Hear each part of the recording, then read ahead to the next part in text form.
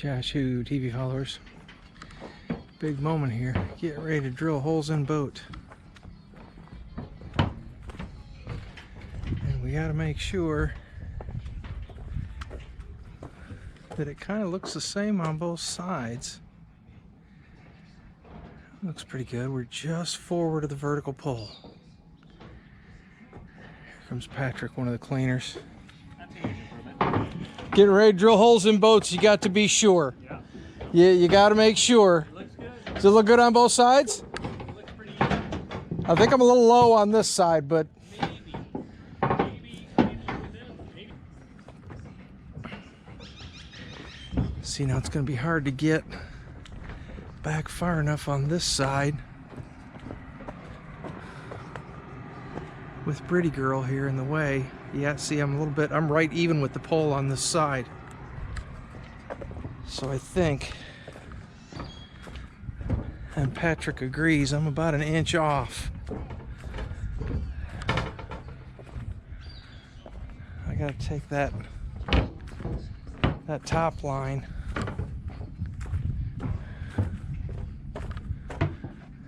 Yeah, the top line's got to come farther around to meet the to be at the pole. Other than that, coming down the boat, snap line looks good. All right, good afternoon, Joshua TV followers and everyone in the Sailrite group. We're here on Low and Slow.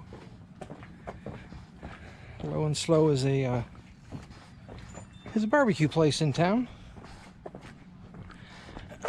Okay, so look at that. We've got the screens on. We are quick fit pins.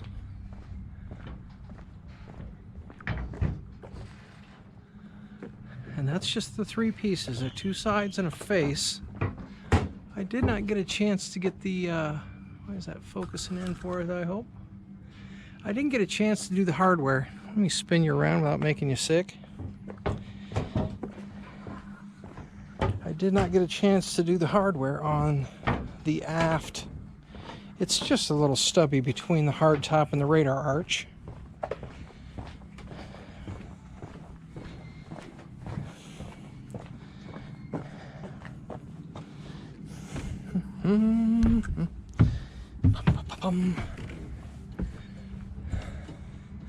But what a difference.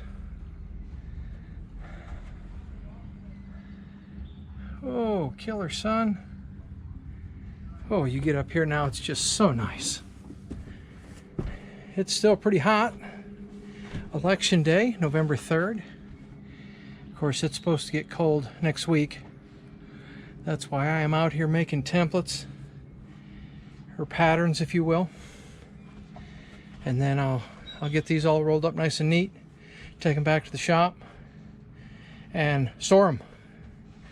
Because tomorrow it's going to be just as nice, and I've got a boat over there that needs the same thing. I can get the patterns made and get them in the bag, get them back to the shop. I might bring Cody with me tomorrow because I'm an old fat guy and I don't want to crack his top, and I have to be on the top. I need screws on the back of the arch, and there are none. I can put the snap line in. Actually, it's going to be a twist lock line. Just kind of leaning on it here, stepping across and leaning on it, but I don't want to actually be sitting out there. I can bring Cody. He weighs a lot less. Plus, we need to give it a bath. It's pretty dirty. And it's 2:30 in the afternoon, and I'm hungry. So we're going to call it a day. We'll do that one tomorrow.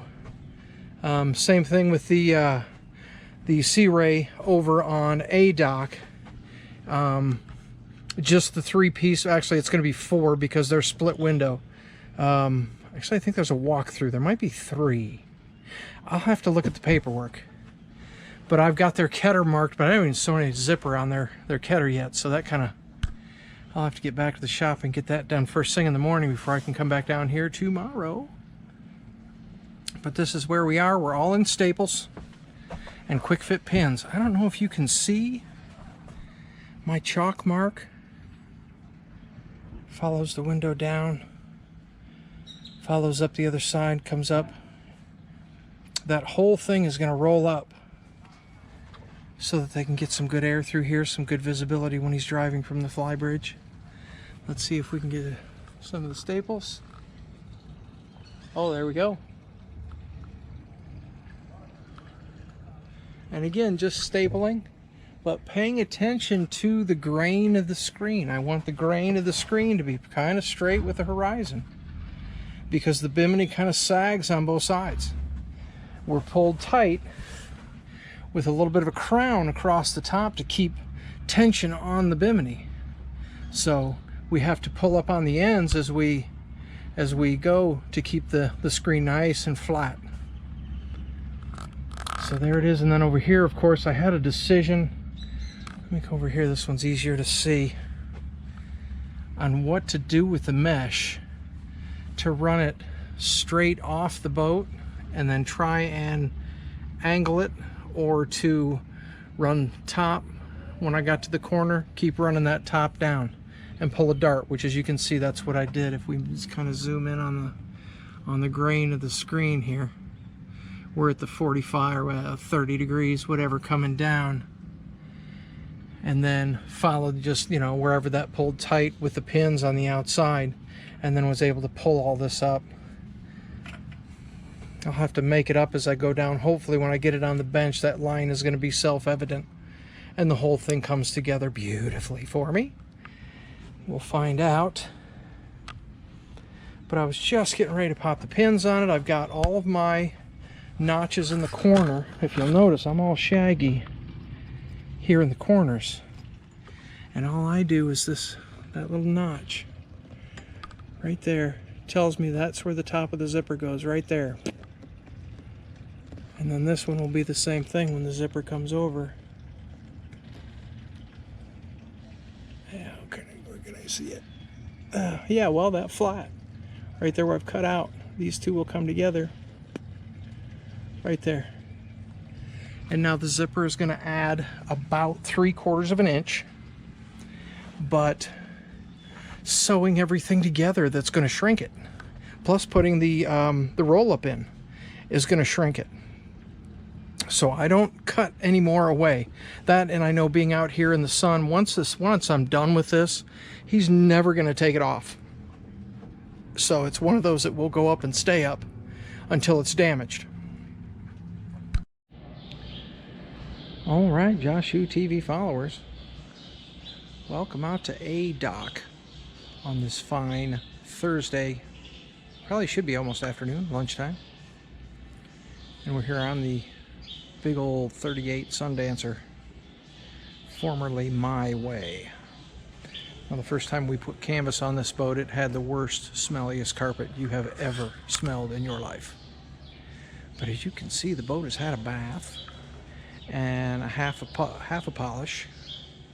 They're still going to buff it and put wax on it, but it's really looking good. And with the new Aquamat, it smells so much better.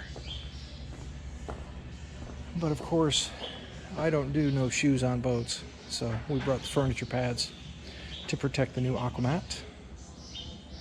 But we're here to do the aft screen enclosure. Right now we've got marina guys around the boat installing stereo and GPS and all sorts of fun things. So they're drilling holes in the dash and all sorts of fun things, trying to get the remotes all hooked up. And I am just about to put all this back in the bag. I've got it all in staples on the inside. Quick fit pins along the outside. So of course we'll have zippers for the gate. Everything will be roll up. And because I have, the weather is supposed to turn tomorrow and just go to crap, cold and windy, and so there will be no more lake work. So I've actually got 3 boats in patterns, and I've run out of quick fit pins. So I can't do the front of the boat. We'll be doing the front as well. I got the Ketter in. but it'll be good for the kedder to sit in there for a week or so before I go pulling on to let all that canvas relax and do its thing. But I did want to share what is going on with the screen enclosure here. They have not renamed the boat yet. So, but this side panel, even though it's split with a zipper, is one piece. That's one zipper that goes across. The back is split into three. So there's two sides and the gate that come off independent. So there it is. I'm gonna pop them snaps off and pull the staples out and get it in the bag. I've got 5 quotes to go do. So we're gonna get out and measure up some boats and get on out of here. I'm getting hungry. Thank you for following along. All right, here we are on N49. Looking at a Sweetwater that's just got a trashed cover. Cover looks to be 30 feet long, about, I'm gonna say probably 12 feet wide, because it goes from, the upholstery is bare, so it goes from the snap rail all the way over the other side, which is going to be about 12 feet. So it'll be a 3 wide panel. But it went for just a little bit too long without a cover. And as you can see, the Nevada desert sun will destroy your upholstery. If you leave it uncovered for just a while, boy, it'll just tear it up. And looks like this cover has seen better days. So we've got it all measured up and plotted out. Now it's time to head on out to Q Dock, which is way out that way and it's not covered. But it's just a quick to do and then we're on the road. Thanks for following. All right, here we finally found the bayliner. He was out here on Q253, not 243. So, here we are with a bayliner, and he wants a full screen enclosure. Come here, boy, these docks are so flimsy. Alrighty. So, hopefully you can see the problem already.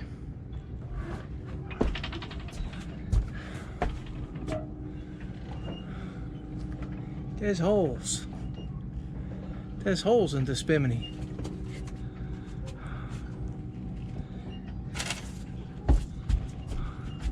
There are little holes everywhere. And then down here on the side, there's big holes. So it's another one of those where the bimini skin is not worth doing anything with. I mean, there are zippers that look to be intact for an enclosure on the bimini, but you'd just be ripping the guy off, and it's really hard to do it reverse. If, like, say we go ahead and put the screens on it and then next year the bimini fails, well, now we got to put a bimini on it and make it match the existing screens. You always go from the top down. Working from the bottom up, just, it costs extra. It takes extra time to pattern. It's doing it backwards. So he'll have to replace this canvas first, and then we can talk screen enclosure. But I'll measure it for the whole thing. I'll get a bimini quote ready and measure it for all the screen yardage that I need. Take some good pictures. Of course, I get video of it. But it's a typical bayliner. We've done a couple of these with the rear swept arch where there's really no extension here. When you look at the back of the boat, this line is pretty much the back of the boat. So there's no reason to put any kind of kickstand on it. We just go from the arch straight down. But that's what we're doing here, and this is the last one, and we get to go. It is way past lunchtime, and I am hungry. Well, thank you for following along.